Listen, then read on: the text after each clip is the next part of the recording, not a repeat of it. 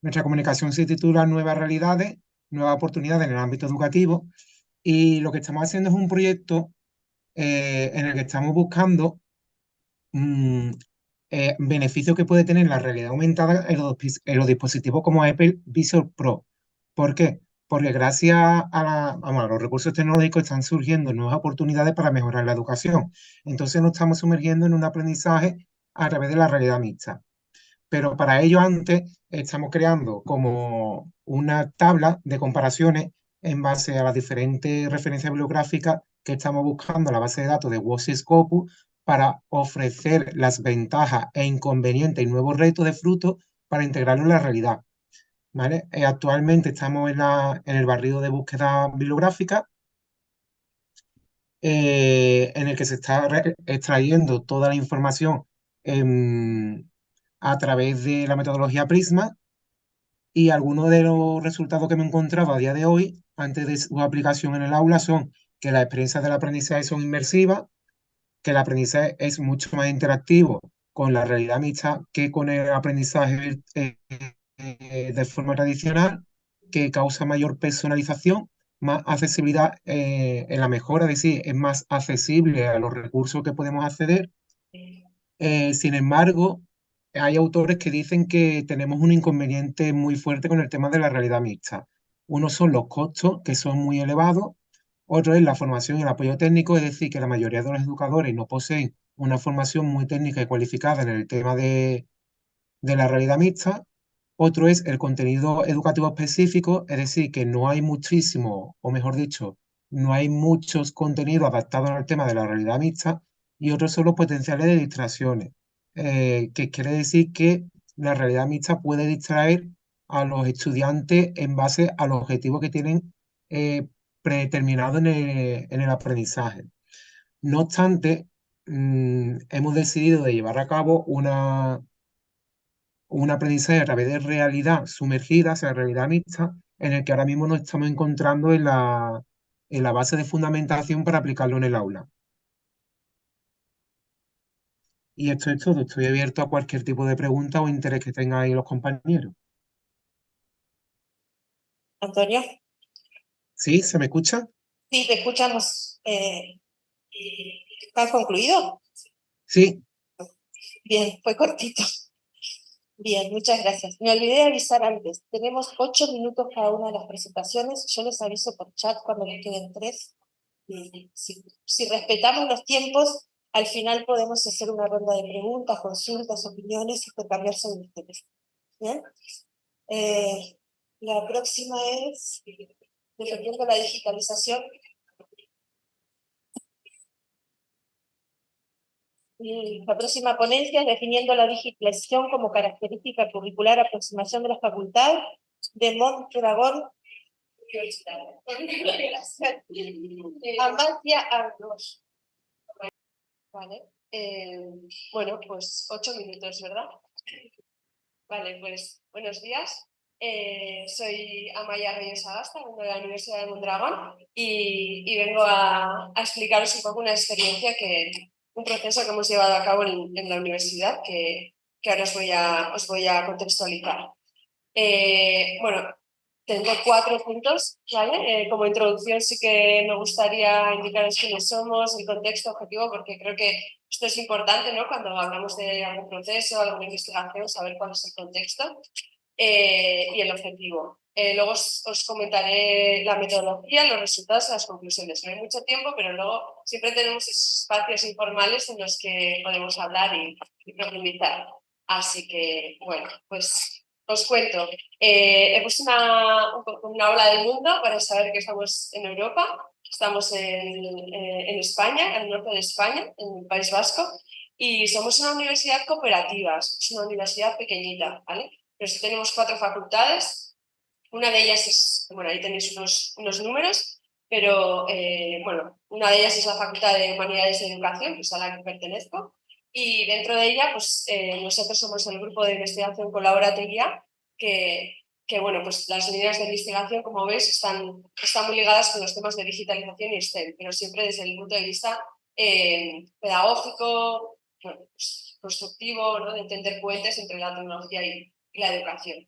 En la universidad tenemos un proyecto educativo, esto es importante para luego entender el proceso, tenemos un proyecto educativo que afecta a todas las facultades, ¿vale? Y se llama Mendeberri 2025 y tiene 6 ejes, ¿vale? Estos 6 ejes son las características que queremos que nuestro alumnado, sea del grado que sea, tenga una vez sea egresado. Entonces, bueno, ahí tenéis ciudadano del mundo, identidad y objetivos personales, aprendiz flexible, cooperativo, aprendiz activo y comunicador y facilitador de la comunicación, ¿vale? Esto se podría poner en femenino también, ahora lo he pensado, pero bueno.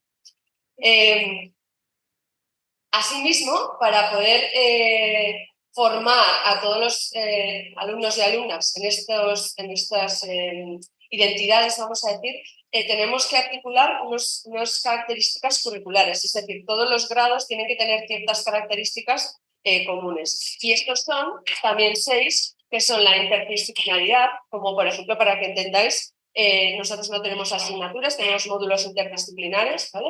El diseño de sistemas de evaluación alineados con el desarrollo de competencias, es decir, evaluamos las competencias, o por lo menos lo intentamos.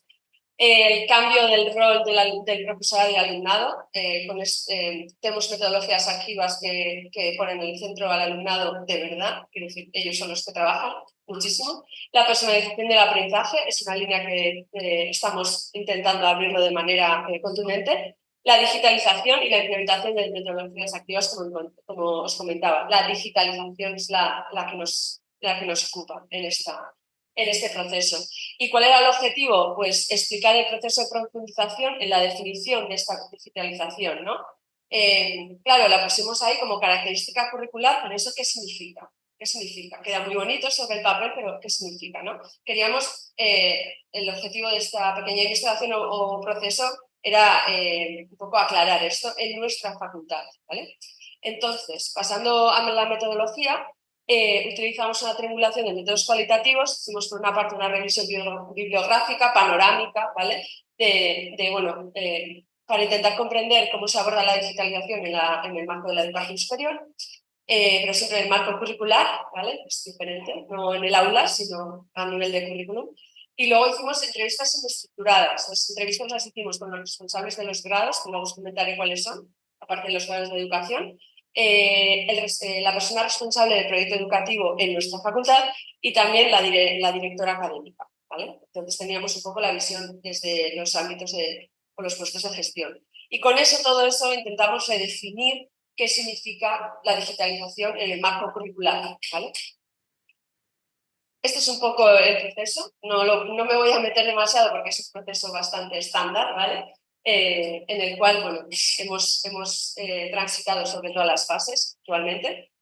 Y pasando a los resultados, las ideas clave que he traído son 3. Por una parte, hemos visto que necesitamos integrar la digitalización desde 3 perspectivas, ¿vale? Una es como herramienta que utilizamos en las aulas, ¿vale? Como objeto de estudio, que esto es lo que también se diferencia muchísimo dependiendo del grado o la carrera que estemos estudiando, y también como elemento facilitador, ¿no? Que podemos pues, impulsar nuevos escenarios de aprendizaje, etc. Otra de las ideas clave sería entender o considerar la digitalización como impulsora de los contextos de aprendizaje. No estamos hablando de que sea la única condición para innovar o aprender, sino que puede ser en determinados contextos impulsora, que nos ayude a esa transformación pedagógica, no tanto digital. Y por último, y esto es importante, en cada grado, que es lo que venía diciendo, se vio la necesidad de reflejar el impacto de la digitalización de manera diferente, porque al fin y al cabo, pues el perfil de salida también es diferente en cada grado, ¿no? Y esta fue la redefinición que hicimos después de la revisión panorámica y las entrevistas semiestructuradas. La digitalización es un atributo del currículum entendido como herramienta, objeto de estudio y proceso que potencia, impulsa, fomenta, modela, enriquece y favorece el aprendizaje y la experiencia del alumnado en la universidad, ¿vale? Entonces, bueno, esto ya nos posiciona de una manera en la cual podemos empezar a hacer cosas, ¿no? En la universidad, en la facultad. Como conclusiones, dos necesidades. Por una parte, que necesitamos aterrizar y adaptar la redefinición a cada grado de nuestra facultad. Fijaos, los grados son grados de educación, educación infantil, educación primaria, grado de comunicación audiovisual y grado de humanidades digitales globales. Ahora, yo creo que entendéis un poco que tiene una aproximación totalmente diferente, pero sí que como facultad necesitamos tener un norte, un paraguas que nos cobije a todos, ¿no? Y a todas. Y por último, por otra parte, también otra necesidad importante es adaptar el perfil de salida de cada grado en función de las implicaciones y las competencias que tengan que desarrollar, ¿no? Claro, las competencias, los resultados de aprendizaje, la experiencia académica universitaria, porque la digitalización toca todos esos puntos, ¿no? Próximos pasos que nos quedan después de este proceso, pues hemos socializado con las personas que han participado en este proceso, en esta pequeña investigación, y ahora lo que necesitamos es ir al colectivo general, a todo el profesorado, divulgación más allá de los participantes, como decía, y también empezar a configurar esa aproximación curricular, ya no tanto desde esa definición global, sino también desde cuáles son los perfiles de salida, las aplicaciones, las competencias, desde un prisma, ¿no? que nos ayude a mejorar. Y esto ha sido un poco mi exposición. Estoy súper abierta a las preguntas, aquí o después, y nada, muchas gracias. Tenemos ahora siempre sistemas para evaluar ideas, entornos virtuales de enseñanza-aprendizaje. Le damos la palabra a Claudia Janet Roncancio y por parte de la ponencia con Serafín Ángel Dox.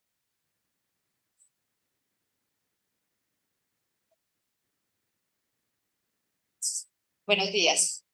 Quiero compartirles la ponencia de sistemas para evaluar entornos virtuales de enseñanza-aprendizaje. Este es un trabajo que hemos hecho con el doctor Ángel Torres y Claudia Roncancio, quien les habla. El contenido de la presentación es un resumen, la parte de introducción, método, resultados, discusión y conclusión, y de igual forma la parte de las referencias. En cuanto a la parte del resumen, este es un artículo de los resultados obtenidos de un proyecto de investigación del doctorado en innovación y calidad en la educación y desarrollo. Este proyecto tiene tres objetivos específicos y tomo uno de ellos para poderlos compartir. Este es donde se valoran los criterios de 4 sistemas de evaluación. Uno de ellos es EODA, el otro es minería de datos, el otro es FLIR y el último es el LOE, donde hago este tipo de trabajo realmente en la Universidad Santo Tomás, con los programas de posgrados virtuales en la seccional Bucaramanga. La introducción. Nosotros sabemos que todo proceso de enseñanza-aprendizaje utiliza diferentes herramientas o estrategias, ¿no? Para poder tener una interactividad o interacción con los estudiantes, con los docentes también. Entonces, uno de ellos son los entornos virtuales de enseñanza-aprendizaje. Para ello, entonces, es necesario que nosotros no los dejemos quieticos, ¿no? Tengamos como este tipo de calidad y por lo tanto requerimos de tener unos sistemas para evaluar. Algunos pueden ser construidos propios de pronto de las instituciones o algunos ya tenemos, como es el caso de la utilización que hice para mi proyecto de postdoctorado. El primero, que es la herramienta de evaluación de los objetos didácticos de aprendizaje reutilizables, es el conocido EODA. El otro es minería de datos educacionales. El otro es Framework Evaluation Tool, que es el FLOW. Y el otro que es Learning Object Reviewed Instrument, que es LORI. Este último es como más conocido que los otros. Pero de igual manera, en la parte de la universidad, donde hice el proyecto, efectivamente tomé un tipo de metodología que es lo siguiente. Primero diseñé una encuesta donde tenía los criterios y subcriterios de cada uno de estos sistemas. Y hice la El diseño y la aplicación, perdón, la aplicación se lo dice tanto a estudiantes como docentes de la formación posgradual. Teniendo en cuenta los resultados que tenemos con relación más bien, todas esas información que recolectamos con esta encuesta, hicimos un tipo de análisis y dentro de esa parte de análisis nos dan los resultados. Estos resultados dependen de cada uno de los sistemas o las herramientas de evaluación. En cuanto al primero que menciono, que es EODA, se tiene en cuenta muy bien que este tipo de sistema trabaja 4 criterios. Uno de ellos es los criterios pedagógicos, los otros son los didácticos curriculares, el otro es con respecto a la usabilidad y por último la parte de la navegabilidad. Teniendo presente estos resultados que obtuvimos con respecto a las aulas o los entornos virtuales de enseñanza-aprendizaje con que cuenta la Universidad de Santo Tomás, se debe mostrar qué tan pertinente es el contenido de los archivos. Cuando hablamos de los archivos, cuando son de forma esta escritura, es mirar si el tipo, el tamaño y el color de la letra que se está utilizando es favorable para el estudiante o para las personas que tienen interacción con esos medios. De igual forma, tenemos que mirar si son adecuados tanto los audios, los videos, la parte multimedial, para poder mantener la atención del usuario. De igual forma, dentro de ese mismo sistema hay que revisar la parte de la flexibilidad, en la estructura y de igual forma la parte de la interfaz en la navegación. En cuanto a la parte de la aplicación de minería de datos, que es el otro sistema, aquí se evalúan unos enfoques. Ese enfoque se está orientado al usuario, de igual forma al enfoque colaborativo y otro enfoque que es la combinación de estos dos. Teniendo presente los resultados que nosotros logramos evidenciar es que las personas que fueron en población objeto nos mencionan exactamente la necesidad de valorar la calidad y la estructura de los contenidos. Adicional a ello, nos permite ver si son pertinentes para la efectividad de la parte del aprendizaje. También es importante revisar, o fue importante revisar si es necesario poder reutilizar las actividades y poderlas contextualizar a los diferentes estados de aprendizaje. El Flow, que es el otro sistema, también tenemos la parte de los criterios. Tenemos 4 tipos de criterios. Uno de ellos corresponde a la calidad cuando es de manera positiva. De igual forma tenemos la parte negativa, la parte de entrega y la parte formativa. Los resultados que nos dice de manera general que es importante mirar cuánto tiempo logramos nosotros evidenciar un cursor en cierta actividad, de igual forma el tipo de interactividad y la comprensión de la vista, ¿no? Eso es muy agradable para poder tener de pronto un tipo de información de manera correcta, sin dejar a un lado la parte de la redacción, la referenciación y la utilización de los recursos del sistema. En cuanto a la parte del LORI, se tienen 8 criterios. Uno de ellos es la calidad de los contenidos, el otro es la adecuación de los objetivos de aprendizaje, otro es la retroalimentación y adaptabilidad, motivación, el otro es diseño y presentación, la parte de usabilidad e interacción, la accesibilidad y cumplimiento de estándares. Dentro de esto, que nos evidencia efectivamente, seguimos con la parte de los contenidos, que ellos evidenciaron que no tienen errores, pero que son bastante amplios, pero de igual forma están alineados a los objetivos y a los diferentes tipos de aprendizaje.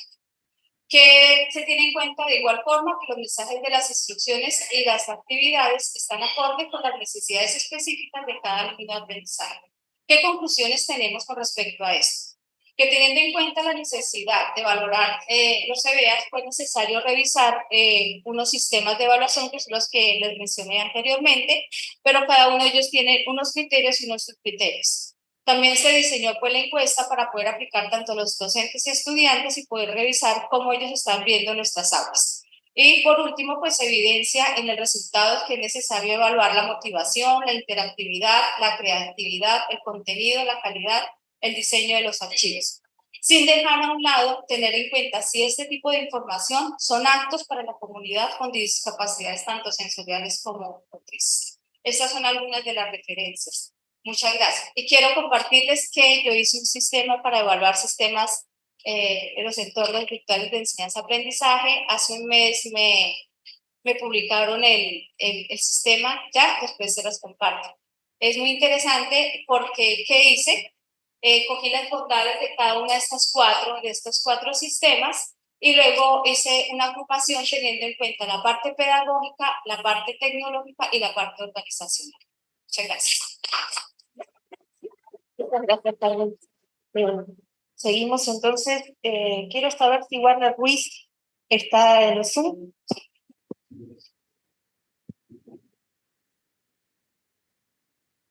Agradezco me confirmen si tienen buen sonido y si se puede apreciar bien. Se aprecia bien, sí, y se escucha perfecto. Perfecto. Gracias. Buenos días a las y los colegas que están presentes allá en la Universidad de Panamá. Esta disertación la hemos denominado Virtualidad en la Educación Superior Costarricense, aproximaciones desde las opiniones del personal docente, elaborada por la doctora Jensi Campos Céspedes, de la UNED de Costa Rica, María del Rocío Ramírez González, del Colegio de Licenciados y Profesores de Costa Rica, y quienes saluda a Warner Ruiz Chávez, también de la UNED de Costa Rica. Comentarles que esta disertación versa sobre un estudio que realizamos entre la UNED y el Colegio de Licenciados, en virtud de que el Colegio de Licenciados quería ahondar sobre el tema de cómo ha sido el tránsito a la virtualidad por parte del por parte del profesorado de educación superior. En ese sentido, hicimos toda una recopilación de fundamentos teóricos sobre la educación virtual y que, bueno, ustedes podrán encontrar posteriormente en la ponencia porque el tiempo es cortito. Se realizó un estudio de carácter cuantitativo bajo la modalidad de encuesta, de acuerdo con lo que nos propone Creswell y Creswell.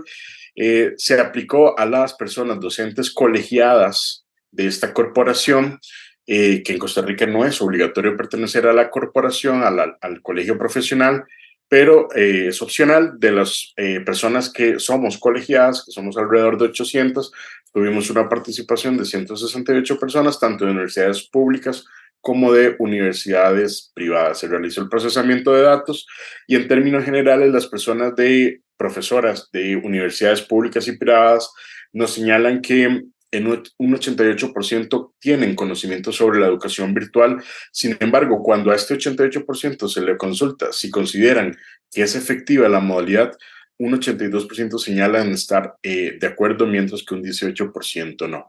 De este 88% también se les consulta una valoración muy subjetiva y nos señalan que un 61% es excelente. Entonces, nótese que durante los últimos años de pandemia hubo una transición a un uso intensivo de tecnologías. Sin embargo, el profesorado, a pesar de que tuvo que incorporarse, no necesariamente tenía una percepción tan positiva.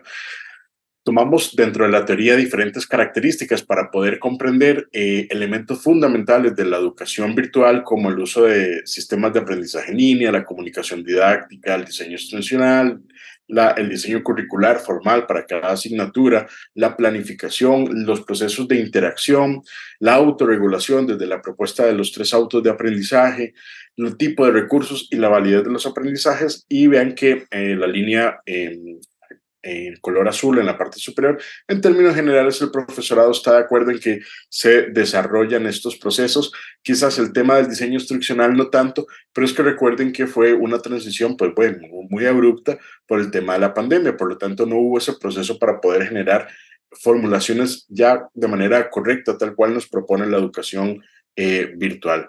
Este mismo profesor señala que en un 34% lo que hicieron fue una transición simplemente de copiar un modelo presencial, una entrega a la docencia sincrónica de manera semanal. Sin embargo, un 76% señalaron que sí hicieron propuestas pues bastante diferentes. ¿Por qué se cambiaron a educación virtual? Bueno, básicamente por la situación de emergencia en un 33%. Sin embargo, hay otras universidades en Costa Rica a nivel privado que ya habían implementado procesos de digitalización, y en el caso de las universidades públicas, todas, absolutamente todas, ya implementaban procesos de digitalización, excepto en el caso de la UNED, que sí ya desde hace muchos años, la UNED de Costa Rica, hace muchos años implementa educación virtual. Para la población, en términos generales, considera que la educación virtual es una modalidad que beneficia a ambos, tanto al profesorado como al estudiantado, en diferentes ámbitos, en el acceso a la educación superior, en la mejora profesional, en el desarrollo de conocimientos disciplinares, a las metodologías y los recursos didácticos. Básicamente nos dicen que a nivel de cambios hubo cambios fuertes en la forma en que se entregaron los materiales didácticos y en la forma en que se construyeron una masificación de la modalidad, la metodología y la evaluación. La actitud del estudiantado ha ido cambiando. En Costa Rica tuvimos, no sé si en otras partes del mundo, pero en Costa Rica tuvimos un fenómeno de un aumento increíble en la matrícula del estudiantado en la educación superior, principalmente en las universidades públicas, y por lo tanto hubo mayor acceso y democratización a esta y por lo tanto un uso intensivo. Y ya para terminar, colegas, en términos generales, en Costa Rica la educación virtual no es nueva. Sin embargo, durante el periodo de pandemia, como sucedió en el resto del mundo, intensificó su aplicación y esto lo que hizo fue que hoy, post pandemia, las universidades estén trasladando y ahora sí de manera formal a procesos curriculares elaborados para la virtualidad. Entonces ya no es procesos digitalizados, sino ahora estructuras ya formalmente diseñadas para la educación virtual. Y esto pues habrá significado un cambio en la práctica pedagógica del profesorado y por lo tanto también en la forma de entrega de la docencia, pero también un punto fundamental que está dentro de las cosas negativas, positivas que nos dejó esta situación negativa de la pandemia, pues está el acceso a la educación superior, que en el caso de Costa Rica más bien se incrementó. Les hablo solo del caso de la UNED, por ejemplo, que en estos años de pandemia casi 11,000 estudiantes más matriculamos y eso, bueno, lo presentamos en otro estudio, en otra ponencia. Eso sería de nuestra parte. Muchísimas gracias de mis colegas y de quien les habla.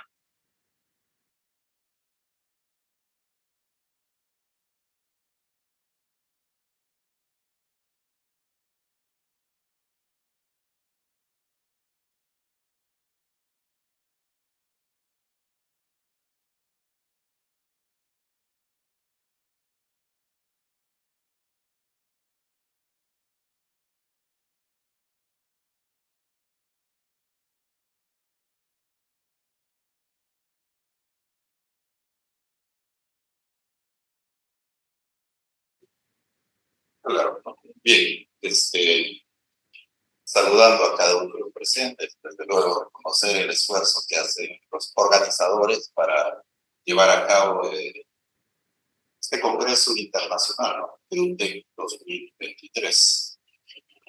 Ustedes pueden ir observando en la diapositiva, es una investigación trabajada en el presente año, cuyos nombres ya se han indicado. Se ha focalizado en Perú, en la Universidad Nacional Quirino Arizal, que era la región Huánuco, la parte central del país, y tiene 14 facultades, 27 carreras profesionales, y podríamos indicar que es una universidad pública que tiene aproximadamente una población de 7,000 a más estudiantes a nivel de pregrado. Entonces, la investigación tiene algunos antecedentes que se ha trabajado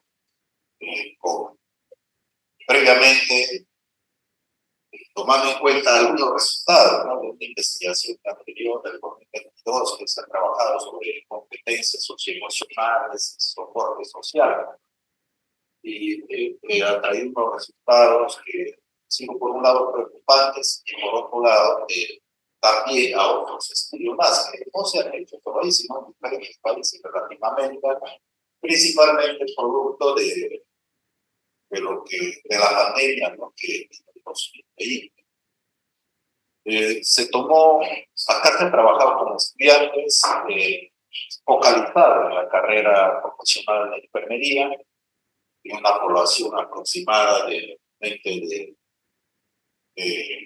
400 estudiantes, y se trabajó con una muestra de 161, porque son estudiantes que han vivido, por un lado, la parte de la virtualidad y la parte del retorno de la presencialidad, vale decir, el tercero, cuarto y quinto, 2023. Ellos en 2021 estaban en el primer año, entonces el tema del trabajo era virtual. Entonces, por eso vimos conveniente, focalizamos esta muestra en estos años de estudio. ¿A qué nos condujo esto? De que, viendo las variables, ¿no?, como es virtualidad y presencialidad, se ha trabajado con lo que es las dimensiones del proceso de enseñanza, por ejemplo, por un lado, y por otro lado, proceso de aprendizaje. Y podemos pasarlo, por favor. Sí, en la parte metodológica estaba hablando, ¿no? Hasta la muestra se ha trabajado con una escala de Likert, ¿no?, de 28 items, uno respecto a lo que es percepción de las clases virtuales, y por otro lado, percepción de las clases presenciales. Nos ha permitido hacer un estudio un tanto comparativo, continúa por favor, cuyos resultados podríamos nosotros, ahí ven, por ejemplo, ahí, nivel de percepción de las clases virtuales y presenciales, puntualizamos ahí, hay cierta diferencia entre lo que son las clases presenciales, las clases virtuales. El estudiante prefiere más las clases presenciales respecto a las virtuales, y hay estudios que se han hecho sobre esto, ¿no? Diferentes investigadores que se han publicado también los resultados de los mismos.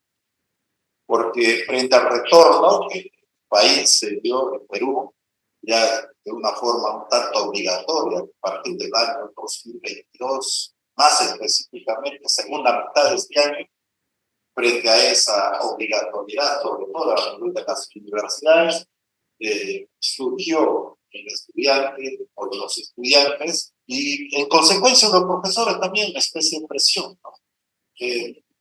Prefiero continuar en mi casa sabiendo que voy a sacrificar un tanto la calidad académica, ¿no?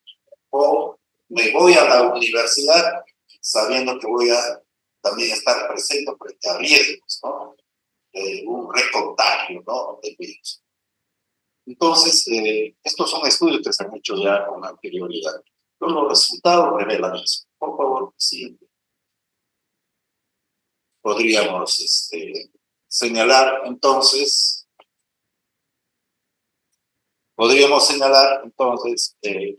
los resultados de la investigación de otra forma validan otros resultados también de investigadores ya que han trabajado no solo dentro del país, de Perú, ¿no?, sino hay estudios que se han hecho en México, que se han hecho en Colombia, en Argentina y otros países, ¿no? De que esa tendencia, ¿no?, de preferir la educación presencial respecto a la virtual. Entonces, hay una ligera diferencia, si se quiere, en las dimensiones de lo que es percepción de las clases presenciales respecto a las clases virtuales, pero al final el estudiante sale marcando una posición ahí. ¿Qué hacer frente a ello? En realidad, no es que la educación virtual sea una educación que no contribuye, puede llegar a una mejor calidad. A nosotros nos encontró a la universidad ya con cierta experiencia de trabajo virtual. Teníamos una infraestructura tecnológica, eso ha mejorado el tiempo. La pandemia ha permitido, ¿no?, que tomemos decisiones a nivel de gobierno universitario para priorizar la inversión. En estos momentos ya existe un plan piloto, en realidad, de una educación virtual en una carrera profesional, la planificación, y que debe comenzar a ejecutarse a partir del siguiente año 2024. Muchas gracias. Muchas gracias. Tenemos ahora la siguiente ponencia. Si está presente en el Zoom.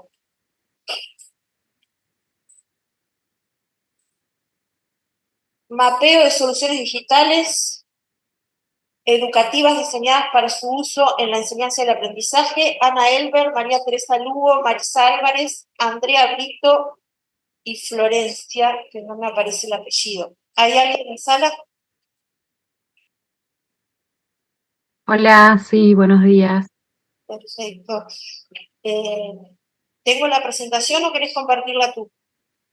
No, está bien, la mandamos por video. Si la puedes compartir vos, buenísimo. Perfecto. Dame un segundo.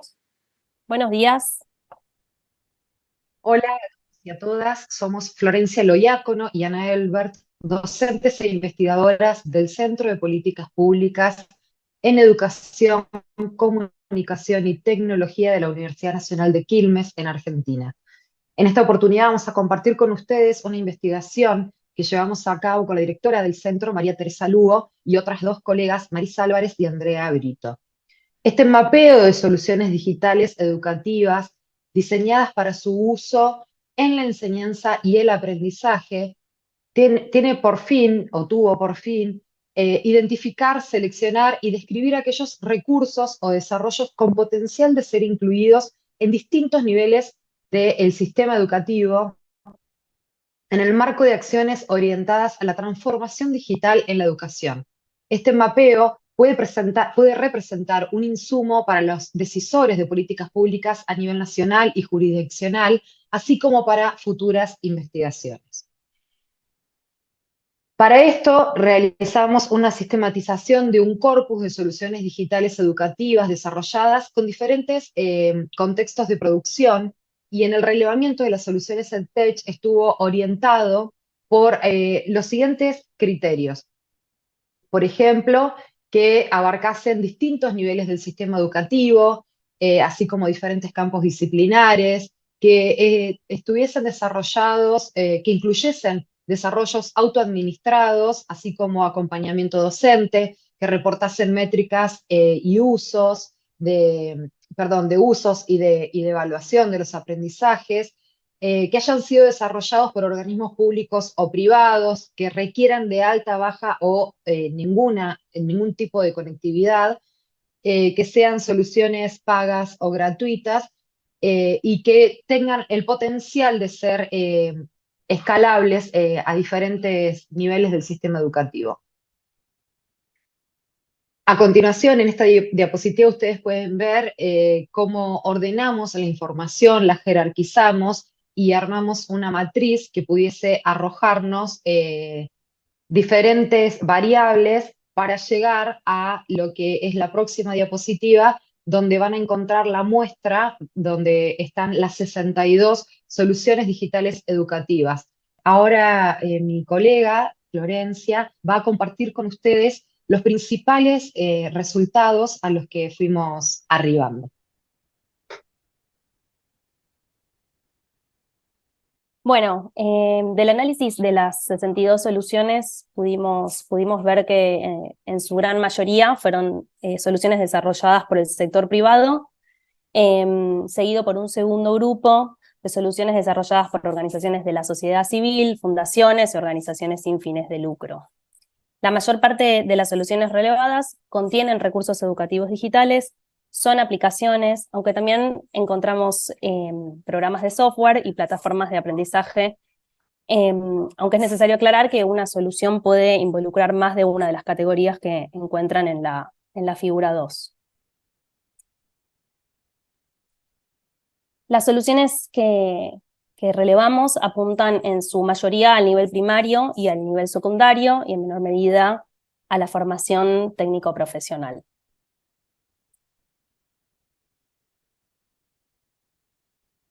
En cuanto a los contenidos que abordan estas soluciones, pudimos ver que mayoritariamente abordan contenidos vinculados al pensamiento computacional. En un segundo grupo identificamos soluciones que se dirigen a la enseñanza de educación digital, prácticas de lenguaje, matemáticas, ciencias, salud y ambiente. Y en un tercer grupo más relegado encontramos soluciones dirigidas a la inserción laboral y la empleabilidad, que incluyen un amplio grupo de contenidos de programación, diseño gráfico, producción audiovisual, y aún más relegadas soluciones que abordan la educación sexual integral. De manera equitativa, las soluciones relevadas admiten un uso con y sin conectividad, o con conectividad de manera excluyente. Son muy pocas las soluciones que funcionan sin conectividad. El tipo de licencia es mayoritariamente privativo en las soluciones que analizamos. Respecto del costo, las soluciones que encontramos son mayormente gratuitas. La mayor parte de las soluciones, los desarrolladores de la mayor parte de las soluciones no perciben beneficios económicos, o en los casos de las soluciones que son pagas, el modelo por suscripción es el que más prevalece. En cuanto a las métricas, pudimos ver que la mayor parte de las soluciones tienen métricas de adopción, pero alrededor de la mitad de las soluciones cuentan con métricas de valoración de aprendizajes. La evidencia recogida a partir del análisis de estas 62 soluciones da cuenta de un desarrollo creciente de soluciones disponibles en Argentina, con potencial para incorporarse. A la vez pudimos analizar tendencias y patrones. Uno de ellos es la expansión de aplicaciones y programas de software, también de plataformas de aprendizaje, la atención a ciertos contenidos, principalmente pensamiento computacional, programación, robótica, educación digital, un mayor foco en los niveles primario y secundario, y a la vez áreas de vacancia como cruciales, como la educación sexual integral. En cuanto a las características tecnológicas, pudimos ver una variedad en términos de posibilidades en cuanto al uso con y sin conectividad, licencias y modelos de negocios. A partir de este análisis y atendiendo a la variedad de condiciones de los territorios que forman parte del sistema educativo, esbozamos algunas consideraciones que tendrían que considerarse a la hora de plantear políticas digitales. Una de ellas tiene que ver con contar con un plan de conectividad a mediano y a largo plazo que permita una utilización y un aprovechamiento efectivo de estas soluciones digitales, especialmente en aquellas soluciones que funcionan de manera exclusiva con conectividad. Por otro lado, la promoción del ecosistema de un ecosistema de innovación que permita contar con soluciones que sean innovadoras y que sean adecuadas para las prioridades educativas determinadas. Por otro lado, en cuanto a los modelos pedagógicos, es necesario que las instituciones educativas, los docentes, los equipos de supervisión, cuenten con acompañamiento para la implementación y el uso de estas soluciones.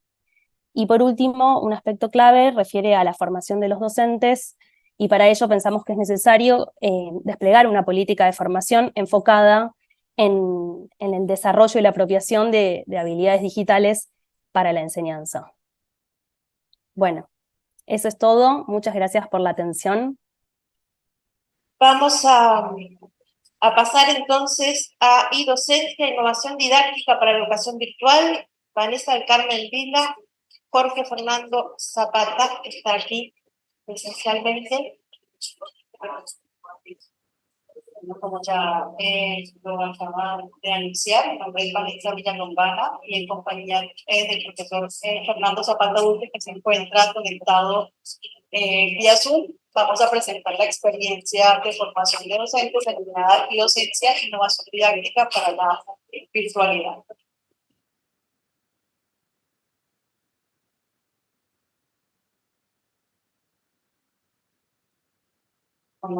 Esta comunicación, como ya se lo mencionaba, presenta una experiencia de formación dirigida a profesores universitarios de la Universidad de Antioquia, a cual los dos hacemos parte como profesores e investigadores. Este proceso de formación estuvo orientado a la construcción de conocimientos teóricos y prácticos con el fin de favorecer la innovación educativa en esta modalidad educativa. Y se deriva de una tesis doctoral en la cual el profesor Fernando Zapata fungió como tutor. Un poco les voy a contar acerca de la contextualización de este espacio de formación y en general de la tesis. Se deriva ante la necesidad de plantear escenarios alternativos de formación para docentes enfocado a la educación virtual, también como respuesta no solamente a esta necesidad de tener espacios diversos de formación, sino también para responder a la normativa colombiana en la cual la formación de profesores constituye una condición de calidad para la emergencia y continuidad de los programas de formación tanto en pregrado como en posgrado. Así también atiende una necesidad sentida a nivel global y manifestada por algunos organismos internacionales acerca de la importancia de la formación de los profesores para esta modalidad educativa en particular. Adicionalmente, identificamos en un rastreo bibliográfico el estado, lo que sería el estado de la formación de profesores para la virtualidad, en el cual encontramos preguntas importantes para nosotros como de dónde provienen las formas en que los profesores enseñan en esta modalidad, por qué es limitado formar a los profesores solamente en asuntos de orden técnicos para la educación virtual, es decir, en el uso de herramientas, de dispositivos, qué lugar ocupa o qué podría plantearse como enfoque pedagógico distinto al paradigma constructivista que predomina en la educación para la virtualidad, y también preguntarnos cuál sería el lugar entonces del docente en una formación que se da en modalidad virtual ante la ausencia de modelos de formación docentes en la cual el profesor ocupa un lugar pues, importante. Con esta investigación pretendíamos contribuir al campo de la educación virtual mediante el diseño de un espacio de formación al cual se pudieran vincular profesores universitarios, particularmente de la Universidad de Antioquia, a partir del cual ellos pudieran incorporar perspectivas alternativas de formación en esta metodología educativa, desde la cual ellos pudieran generar propuestas didácticas para la virtualidad que pudieran considerarse innovadoras. Entonces, en el marco de este desarrollo metodológico, planteamos una concepción de educación virtual vinculada a una praxis educativa que se desarrolla en procesos de formación y que se configura o que tiene unas particularidades que son las dimensiones del sujeto virtual. Esa es una construcción para nosotros teórica muy importante y que constituyó el eje central tanto de la investigación como del proceso de formación a profesores universitarios. Para nosotros las dimensiones de la formación en educación virtual son la identidad, la inteligencia colectiva, los lenguajes diversos y las prácticas de quienes viven e interactúan en el ciberespacio, considerando que los sujetos en el ciberespacio tienen unas características y unas particularidades que nos diferencian de la presencialidad. En esta medida, esta formación alternativa pretende un poco que los profesores puedan identificar algunas prácticas de enseñanza que se distancien de lo que significa hacer educación presencial. La ruta metodológica, por supuesto, en este caso, como hace parte, o lo que les voy a contar es solamente una porción de la tesis, les voy a contar acerca de la parte cualitativa. Realmente fue un estudio mixto, en esta parte en la que experimentamos el modelo de formación a través de un curso, implementamos unos diarios de campo, unas observaciones particularmente, y también analizamos todo el proceso de formación que se desarrolló a través de una plataforma que se llama Padlet. El espacio de formación duró 4 semanas, se trabajaron 4 nodos de aprendizaje, si se quiere también módulos o ejes de temáticos, uno orientado a lo que significa el sujeto y el espacio virtual. Ahí trabajamos todo el tema de el lugar del sujeto en la virtualidad. También el segundo nodo trabajamos la dimensión colectivo-conectiva del aprendizaje en el ciberespacio, un acercamiento un poco pedagógico y teórico a los fundamentos o a lo que significa hacer educación virtual desde la perspectiva de autores como Pierre Levy y George Siemens. El tercer nodo de aprendizaje se llamó o se denominó relaciones pedagógicas entre la comunicación y la interacción, centrada en una propuesta o la importancia de establecer espacios de comunicación alternativos y vinculados a diferentes lenguajes y formatos que se distancien o que aprovechen al máximo lo que significa comunicarnos en el ciberespacio. Y finalmente, un cuarto nodo de aprendizaje denominado prácticas de enseñanza, ya que pone en consideración o articula los nodos anteriores en ya propuestas metodológicas sobre lo que significaría hacer educación virtual a partir de prácticas concretas de enseñanza. Aquí les muestro un poco de lo que fue el espacio de formación en la plataforma de Padlet. Fue un curso completamente asincrónico durante 4 semanas de formación. Utilizábamos los boletines para comunicarnos con los profesores y la plataforma de Moodle como un contenedor de contenidos, de videos, de material que los profesores podían estudiar. Finalmente, el espacio terminó con un producto final y es una propuesta didáctica en la cual ellos ponían en consideración, de acuerdo con los 4 nodos, todos los aprendizajes que habían construido. En el marco de los resultados encontramos asuntos muy interesantes, por ejemplo, la importancia de hacer una mayor planificación de la formación, es decir, un programa del curso a partir del cual los profesores no tuvieran dudas sobre todo lo que iban a desarrollar durante el espacio, pues no hubo comunicación sincrónica, todo fue de orden asincrónico a través de Padlet y a través del correo electrónico. También identificamos en los profesores una actitud un poco prescriptiva, es decir, ellos necesitan saber qué es lo que van a hacer todo el tiempo, preguntan. Sin embargo, las dudas que ellos tenían no iban vinculadas al desarrollo del curso, sino más bien a que les dieran más tiempo para terminar el curso. Porque identificamos además que los profesores tienen muy poco tiempo dentro de su plan de desarrollo profesional docente para hacer este tipo de formación que hace parte de su desarrollo profesional. Adicionalmente, pudimos con este espacio de formación revisar algunos asuntos del modelo que con miras a su consolidación, como por ejemplo la relación que existió entre el aprendizaje de los profesores y los elementos que para ellos significaron aprendizajes, la identificación que hicieron de conexiones entre los contenidos, pero también entre los compañeros. La temporalidad asincrónica fue muy importante para nosotros, en ningún momento se identificó como un obstáculo para que ellos cumplieran con el propósito del espacio de formación. La duración sí fue una limitación, en tanto que 4 semanas, y también en contraste con lo que les decía ahorita, el tiempo de los profesores, digamos que no se relaciona y no hay como una concordancia allí. En términos pues, de lo didáctico, identificamos un valor muy importante al acompañamiento, a la comunicación y a la interacción con el docente. Es decir, para el lugar que ocupa quien enseña en esta modalidad es importante en tanto que los profesores se pueden sentir acompañados, respaldados. El docente establece conexiones con ellos y trata de implicarlos no solamente intelectualmente, sino también emocionalmente para que puedan llegar hasta el final del espacio de formación.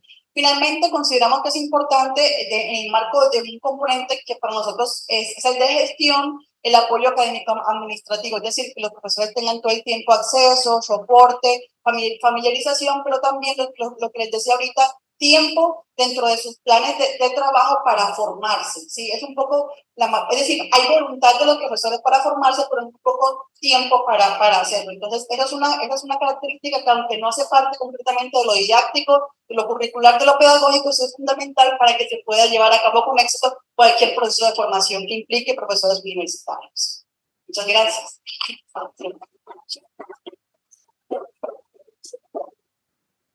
Bueno, han pasado todas las ponencias, no ha faltado nadie, son sumamente interesantes. Estamos un poquito pasados de tiempo, pero porque empezamos tarde, no porque no hayan cumplido con el pedido de considerar los 8 minutos. ¿Alguna pregunta entre los asistentes? ¿Alguna opinión? ¿Algo que quieran devolver? Caballero.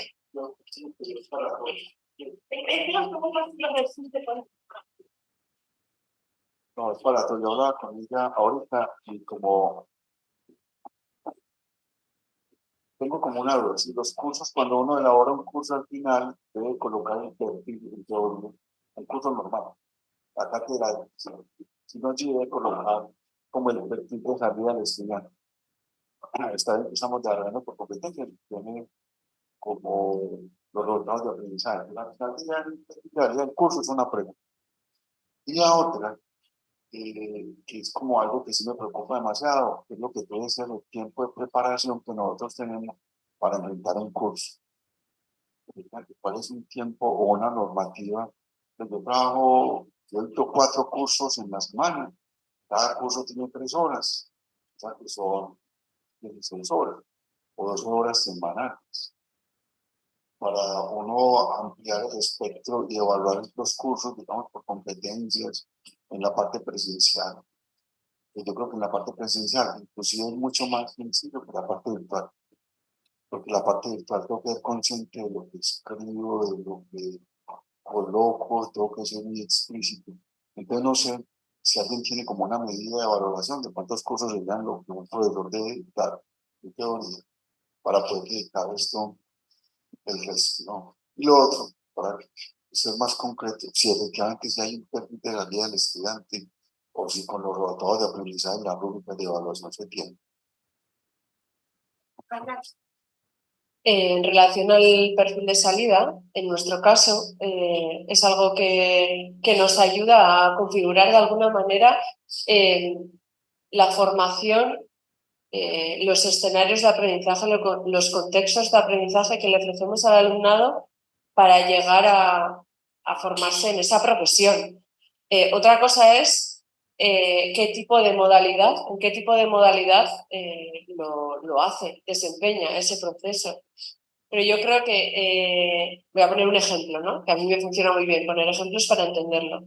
Si en nuestro caso puedes formarte como docente, ¿no? de educación primaria, ¿no? Por ejemplo, y lo haces de manera virtual o lo haces de manera presencial, modalidad diferente, en teoría debería de garantizar que tengan la misma formación y que estén igualmente formados esos alumnos y esas alumnas. Entonces, el perfil de salida para mí es una garantía de que la formación que estamos diseñando, sea en la modalidad que sea, esté respondiendo a lo que realmente queremos formar. La primera ponencia, nuevas realidades mixtas, nuevas oportunidades en el ámbito educativo,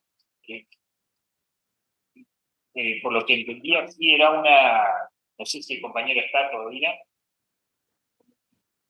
Está, Antonio. Sí, está Antonio León. ¿Está Antonio? Sí. Está correcto. Muy bien. No, si estuviera, que pudiera expresar un poquitito más los antecedentes que encontró en los estudios. Acá. Vale, sí. ¿Se me escucha? Sí. Escucha. Vale, mira. Le explico muy brevemente algunos de los antecedentes que hemos encontrado con el tema de las ventajas, sobre todo, ¿vale? Porque hemos encontrado tanto ventajas como desventajas, ¿vale? Algunas de las ventajas que solemos encontrar entre los autores que los han aplicado son que la realidad mixta ayuda a incrementar experiencias de aprendizaje de forma más inmersiva en el alumnado, porque lo que ofrece son experiencias educativas para mejorar la comprensión y la retención del conocimiento. Entonces, son comprensión, retención, interacciones, las interacciones también porque ayuda a interactuar más con el objeto virtual que con el entorno físico, digamos. Entonces, se produce un aprendizaje más lúdico. Entonces, también otra de las características de ventaja es dinámico, lúdico, ameno. Otro es personalización. ¿Por qué? Porque puede adaptarse en función de cada una de las necesidades de cada individuo. Otra también es el tema de la accesibilidad. Es independientemente de donde se encuentre el usuario, puede acceder a la herramienta que creemos en el entorno de realidad mixta. No hace falta que esté en el colegio o en la universidad, también pueden acceder desde sus casas. Pero también tiene inconvenientes. Los inconvenientes son la formación del profesorado, que a día de hoy no hay muchos cursos sobre realidad mixta a la que se pueda afrontar, o mejor dicho, a lo que se puedan acceder para formar a la persona de forma adecuada, y un elevado costo. El costo es muy elevado para hacer materiales que sean virtuales para que las personas puedan interactuar con ellos como si estuvieran en el mundo físico. No sé si te he respondido a las dudas que tenía. Está contestada, sí, me hace señas Marcelo. ¿Alguna otra consulta? Yo quería comentar algo nomás como para cerrar, más que nada como reflexión y para seguir pensando. La mesa realmente me ha parecido muy enriquecedora, tan bien agrupados que a veces pasa que nos ponen ponencias todas diferentes. Esta mesa me parece que ha sido un buen compendio y aparte de distintas realidades. Vi el componente, pero capaz que como yo estaba haciendo estas tareas no pude atender tanto como debería las ponencias. En la última presentación, que era a las 6, pero pasó a ser las 7, el componente político, y como la voluntad de llevar adelante en las instituciones estos procesos de digitalización, la inclusión en EGAS, o cómo formar, ¿no? Ese componente que parece ser anterior, pero en realidad está imbricado con el resto de los componentes que hemos visto, el didáctico, el pedagógico, el tecnológico, etcétera, etcétera, y que es necesario ver, porque ahí pasa donde los espacios de formación caen por fuera en el tiempo libre de los docentes, que es poco para repartir, digamos, entre todas las actividades. ¿Cómo se forma? Si se forma dentro de la currícula del docente, o sea, dentro de las actividades del docente está el formarse, ¿no? ¿Cómo podemos reflexionar sobre eso, sobre la voluntad política de que eso sea incluido dentro de las tareas del docente, ¿no? Ante este cambio tan grande que hay, ¿sí? Como decía Ewer, que comentaba quién es la comparación entre la presencialidad y la virtualidad, ¿no? Y cómo podemos ver eso que no escape a las necesidades propias de cada estudiante y de sus formas de aprender, ¿no? Que prefieran uno u otro porque tienen distintas formas, y bueno, cómo articular, cómo hay una voluntad política para articular y poder conocer más acerca de eso, ¿no? ¿Por qué los estudiantes unos presencialidad y por qué otros no? ¿Cómo podemos detectar qué estudiante es para la presencialidad y cuál es para la virtualidad? O cómo desarrollar, ¿no? Que realmente atendamos al DUA para desarrollar los contenidos, ¿no? O sea, es solamente para poner otro componente que lo vi poco en las presentaciones, pero sé que los tiempos son cortos y capaz que yo me lo salté, y lo vi un poco en la última ponencia que hablaban del componente político, que me parece que es muy importante para las instituciones, ¿no? Les agradezco a todos y nos veremos.